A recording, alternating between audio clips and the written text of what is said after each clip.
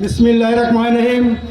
বাংলাদেশ জাতীয়তাবাদী দল বিএনপি এবং অঙ্গ সংগঠন কর্তৃক আয়োজিত আজকের এই মত বিনিময় সভার সম্মানিত সভাপতি সাহেব, সম্মানিত প্রধান অতিথি সাহেব, বিশাল মাটি ও মানুষের নেতা, আমার আপনার প্রিয় নেতা মাননীয় সংসদ সদস্য ডক্টর মাহবুব রহমান লিটন ভাইকে 12 নং আমিরাবাড়ি ইউনিয়ন শ্রমিক দলের পক্ষ থেকে শুভেচ্ছা এবং অভিনন্দন জানাচ্ছি।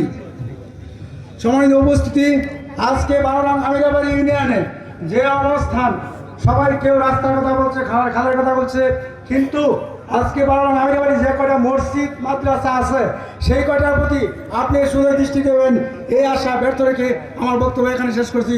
সকলের সুস্বাস্থ্য এবং দীর্ঘায়ু কামনা করে বাংলাদেশ জাতীয়তাবাদী শ্রমিক দলের পক্ষ থেকে সালাম আছে। আসসালামু আলাইকুম।